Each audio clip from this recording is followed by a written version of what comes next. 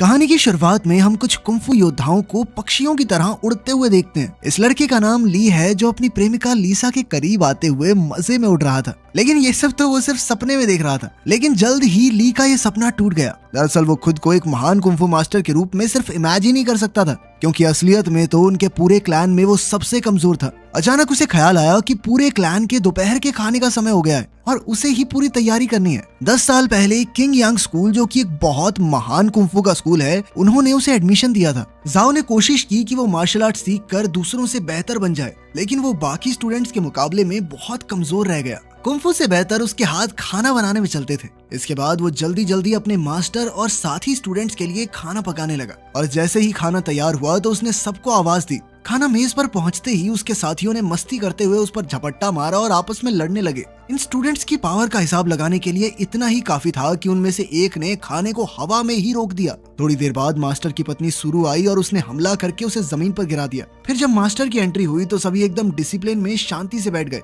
Students को अब सिर्फ नॉर्मल चावल खाने पड़े, क्योंकि ली के तैयार किए हुए खाने को तो वो बर्बाद कर चुके थे। अचानक से मास्टर ने ली से पूछा कि भाई खाना तो ठीक है, तेरी ट्रेनिंग कैसी चल रही है? ली बड़ी खुशी से बताने लगा कि मैं पहले लेवल को बस पार करने ही वाला हूँ, जिस पर उसके साथियों ने तुरंत उसकी वाहवाही शुरू कर दी। लेकिन मास्टर को यकीन नहीं हुआ और उसने ली को आगे बुलाकर उसके शरीर की ऊर्जा को जांचने का फैसला किया। इतने सालों की ट्रेनिंग के बावजूद भी ली कुछ ही पलों में झुकने लगा। यह देखकर लीसा, जो मास्टर की बेटी है, पीछे से ली को सहारा देने लगी। लेकिन मास्टर धीरे धीरे अपनी ताकत को बढ़ा रहा था, इसलिए धीरे धीरे सभी चुपके से अपनी ऊर्जा ली को देने लगे ताकि वो मास्टर के टेस्ट में टिका रहे। लेकिन मास्टर को उनकी ये चाल समझ आ गई और उन्होंने एक ही झटके में सबको हवा में उछाल दिया। इसके बाद उन्होंने ली को पहला लेवल क्लियर करने में नाकामयाब बताया। इसके बाद हम देखते हैं कि लीसा चुपके से उसकी ट्रेनिंग में मदद करती थी। उन्हें छुप छुपा कर करना पड़ता था, क्योंकि किंग यांग स्कूल में किसी दूसरे मास्टर से सीखना अलाउड ही नहीं था। इस नियम को तोड़ने पर या तो उन्हें निकाला जा सकता है या फिर 10 साल के लिए एक दीवार की तरफ बैठ के मेडिटेशन करो। खैर, ली इस बार लेवल 1 की ट्रेनिंग पूरी करने ही वाला था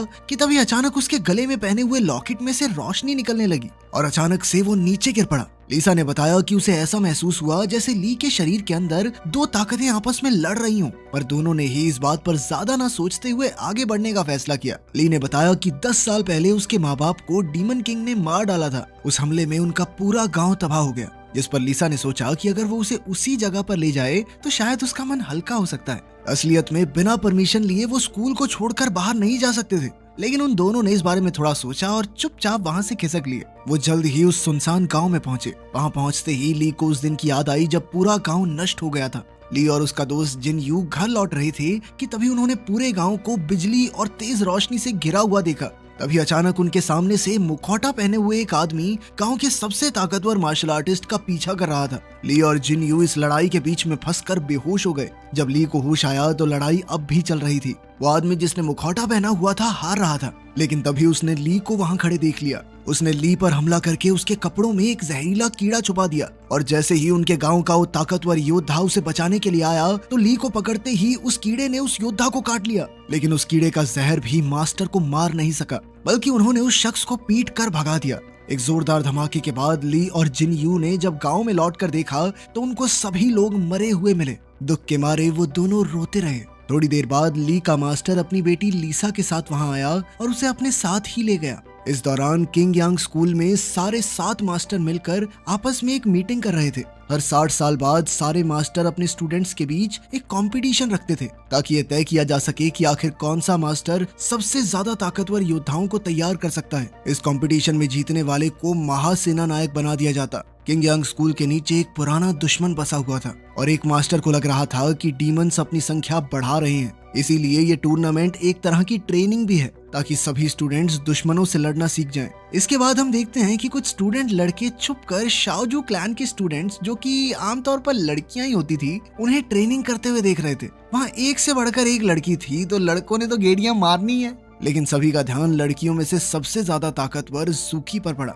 जैसे ही वो सामने आई, सभी लड़के एक दूसरे के ऊपर चढ़ के उसे देखने की कोशिश करने लगे और इसी धक्का मुक्की में ली छुपने की जगह से बाहर आ गिरा, जिसके बाद सभी लड़कियों ने उसे घेर कर बंदी बना लिया। बाकी लड़के तो निकल गए, पर बेचारे ली को जूकी ने चट्टान से लटका दिया। उसने ली को रस्सी से बांधकर कई फीट ऊपर से नीचे फेंक दिया और आखिर में सजा के तौर पर उसके शरीर में बहुत सारे खुजली वाले कीड़े डाल दिए, ये कीड़े बहुत ज्यादा छोटे थे और इन्हें निकालना बहुत मुश्किल। ली के दोस्तों ने कीड़े निकालने की बहुत कोशिश की लेकिन वो बहुत ज्यादा थे, तो उन्होंने सोचा कि ली को गर्म बर्तन में बंद कर देते हैं। किस्मत से सही समय पर लीसा वहां पहुंच गई और उसे बचा लिया। उसने उसे बर्तन से बाहर निकाला और खुद उसका इलाज करने लगी। ली तो पहले ही मन उसे बहुत पसंद करता था और उसकी इस हरकत को देखकर तो उसका प्यार और ज्यादा बढ़ गया। उसने सोच लिया कि वो मेहनत करेगा, ताकतवर बनेगा और फिर जाके कभी अपना प्यार जाहिर करेगा। अगली सुबह ली एक झील के पास रुककर वहां मौजूद ड्रैगन से सलाह मांगने गया। वो उसके लिए खाना भी लाया था और पूछ ही रहा था कि लीजा से आखिर कैसे बात करे। टूर्नामेंट में अब कुछ ही दिन बचे थे,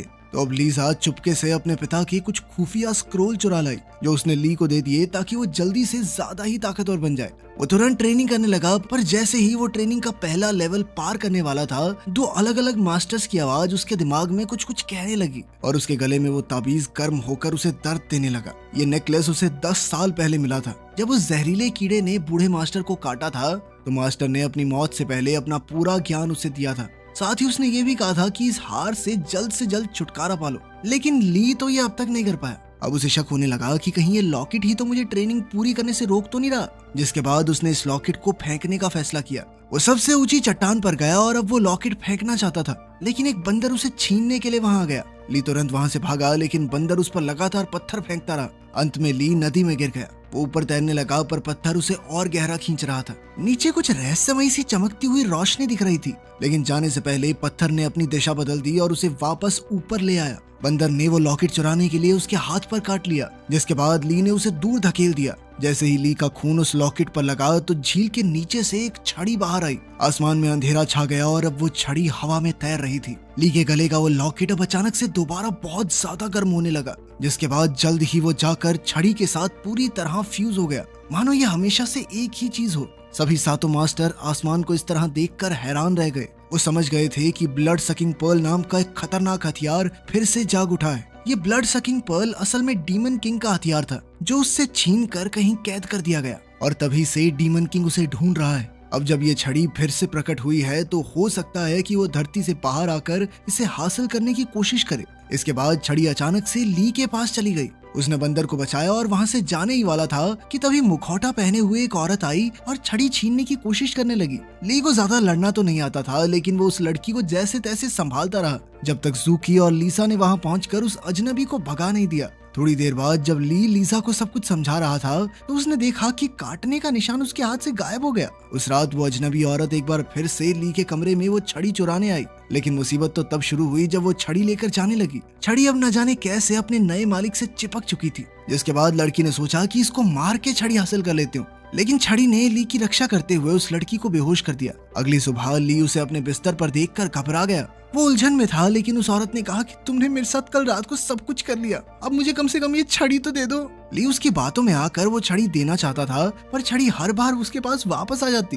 परेशान होकर वो लड़की बिना कुछ बोले वहां से निकल गई। जल्द ही हमें पता चला कि वो छड़ी तो ली से बात भी कर सकती थी। अगले दिन दूसरे मास्टर्स के स्टूडेंट्स भी स्कूल में पहुंच गए और अब टूर्नामेंट जल्द ही शुरू होगा। उनमें से एक ली का पुराना दोस्त था, जो एक दूसरे मास्टर के पास ट्रेनिंग करके एक बहुत ताकतवर योद्धा बन चुका था। जब उसे पता चला कि 10 साल बाद भी ली ट्रेनिंग का पहला पड़ाव पार नहीं कर पाया, तो वो कहने लगा कि भाई तेरा मास्टर ही बेकार है, उसने तुझे ठीक से सिखाया ही नहीं होगा। एक दिन ली अपना कुछ काम कर रहा था जब उसने याओ को फूलों के खेत में देखा। वो चिल्लाकर उससे बोला कि फूल मत तोड़ना, उनको दर्द होगा, ठीक है।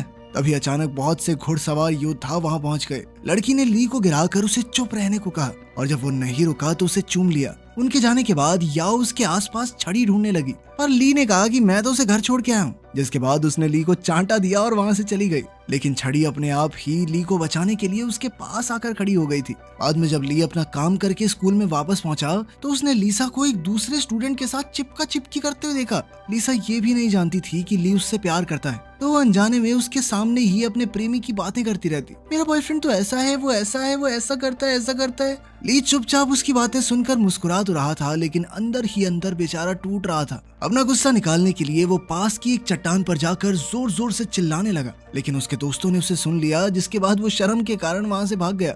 भागते हुए उसे कुछ लोग उसका पीछा करते दिखे। तभी याओ उससे मिली। दोनों एक गुफा में छुप गए जहाँ ली ने उस लड़की से सवाल किए। वो अपने मास्टर से छुप रही थी क्योंकि उसने एक नियम तोड़ा था। बातें करते वक्त वो कई बार छड़ी को छीनना चाहती थी, लेकिन उसका बस नहीं चला। गुस्से में आकर उसने अपना हथियार निकाला, लेकिन इससे पहले कि वो हमला करती, छड़ी ने खतरा महसूस करके उसे बेहोश कर दिया। ली को कुछ समझ नहीं आ रहा था, लेकिन वो तो उससे अच्छे से पेश आया। फिर कुछ देर बाद वो खाना लेने बाहर गया। वापस आया तो उसने देखा कि लड़की कुछ पका रही थी। पहले उसे लगा कि कहीं उसने उसका बंदर तो नहीं पका दिया, लेकिन वो तो जला हुआ खरगोश था। जिसके बाद ली ने एक और खरगोश को छड़ी पर पकाया। लड़की ने उसे चक्कर कहा कि उसे अपनी माँ के पकाए हुए गोश्त की याद आ गई। ली के मन में ज्यादा चालाकी नहीं थी और ये देखकर लड़की ने उसे अपनी माँ की मौत और एक ऐसी जगह पर जीने की इच्छा जाहिर की जहाँ उनको कोई ना ढूंढ पाए। आखिरकार टूर्नामेंट का दिन आ ही गया। हर मास्टर के 7 स्टूडेंट्स को चुना गया था जो आपस में लड़कर फैसला करेंगे कि आखिर नंबर 1 कौन है। इस टूर्नामेंट में अब टोटल 49 स्टूडेंट्स थे, तो ये फैसला किया गया कि जिसके हाथ में भी नंबर 1 बॉल आएगी वो सीधा अगले पड़ाव में पहुंच जाएगा। जैसे ही बॉल्स को हवा में छोड़ा गया, सब उड़ उड़ कर उन्हें पकड़ने लगे। एक मास्टर ने देखा कि ली अकेला ऐसा स्टूडेंट था जो उड़ा नहीं। सब उस पर हंसने लगे क्योंकि वो तो कुंफू में इतनी आगे तक पहुंचा ही नहीं था। इससे पहले कि ली जमीन पर पड़ी हुई बॉल उठाता, जूकी ने चुपके से बॉल बदल दी। इससे ली को नंबर 1 वाली बॉल मिल गई। ली सोच में पड़ गया और जब उसने जूकी का शुक्रिया अदा किया तो जूकी कहने लगी कि वो यहाँ लड़ने आई है, बिना लड़े आगे बढ़ने में उसे कोई इंटरेस्ट नहीं है। तो मैंने ये अपने लिए किया है, तुम्हारे लिए नहीं। टूर्नामेंट शुरू हुआ और 31 स्टूडेंट तो पहले दौर में ही बाहर हो गए। शाम को हम देखते हैं कि जूकी अभी भी ट्रेनिंग कर रही थी। वो काफी थकी हुई थी और अब तो बीमार लग रही थी। उसके मास्टर ने उसे आराम करने को कहा, लेकिन जूकी का कहना था कि वो किसी भी हालत में जीतना चाहती है क्योंकि उसकी मास्टर कमजोर हो रही थी, पर वो नहीं जानती कि दूसरे मास्टर उसे इस तरह समझें। दूसरे पड़ाव में तो जूकी ने अपने ओपोनेंट को बिना तलवार चलाए हरा दिया। उसे देखकर तो अब सभी घबराने लगे थे। अब ली की बारी आई और उसके दोस्त उसे देखने आए थे। सभी ने उसे हल्के में लिया, पर ली ने बड़ी ही आसानी से विरोधियों को हराया। लड़ाई के दौरान उसकी आंखों के सामने थोड़ी धूल आ गई और इसी दौरान छड़ी ने खुद ब खुद अपने ओपोनेंट को हरा दिया। जब ली खाना खाने आया तो सभी उदास थे, लेकिन फिर ली ने बताया कि मैंने तो कर लिया क्वालिफाई। उसकी बात सुनकर सभी दंग रह गए। अगले राउंड में उसका मुकाबला अपने बचपन के दोस्त जिंग यू से था। जिंग यू को लग रहा था कि ली उससे बहुत ज्यादा कमजोर है, तो उसने उसे पहले वार करने का मौका दिया, पर छड़ी ने जोरदार हमला करके जिंग यू को हरा दिया। जिंग यू गुस्से में कहने लगा कि तूने अपनी ताकत छुपा के धोखा दिया मुझे, ये ठीक नहीं किया तूने। वो इस बात से इतना गुस्सा हो गया कि ली के साथ दोस्ती तोड़ के ही चला गया। रात को ली का बंदर उसे उन्हीं महिला योद्धाओं के इलाके में ले गया जहाँ जूकी नदी किनारे बेहोश पड़ी थी। ली ने उसे उठाया और देखा कि वो काफी कमजोर हो गई थी।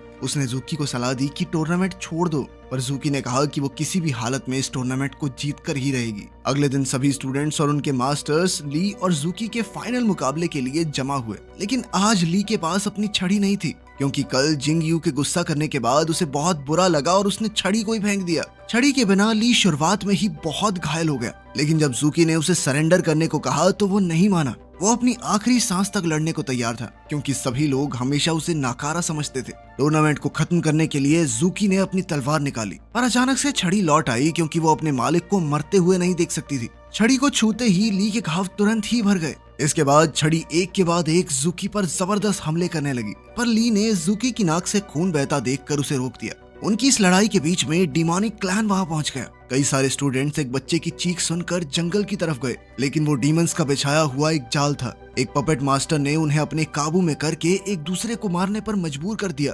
अब कई राक्षस धरती के नीचे से निकलकर स्टूडेंट्स को मारने लगे ताकि डीमन किंग के स्कूल में आने का रास्ता साफ हो जाए। खैर सभी 7 मास्टर्स ने ली की छड़ी को पहचान लिया और वो समझ गए कि यही डीमन किंग का वो खास हथियार ब्लड सकिंग पर्ल है। छड़ी को छीन कर ली को कैद कर दिया गया। उन्हें शक था कि ली ने शायद किसी काले जादू की ट्रेनिंग ली है, पर उसके मास्टर ने कहा कि 10 साल हो गए स्कूल से बाहर नहीं गया लड़का। तभी एक स्टूडेंट वहां दौड़ते हुए आया और उन्हें जंगल के हादसे के बारे में बताया। इसके बाद सभी समझ गए कि ली ने कोई गड़बड़ नहीं की क्योंकि वो तो कैद में पड़ा है। फिर भी उन्होंने ली और छड़ी को बंद ही रखा और जांच करने निकले।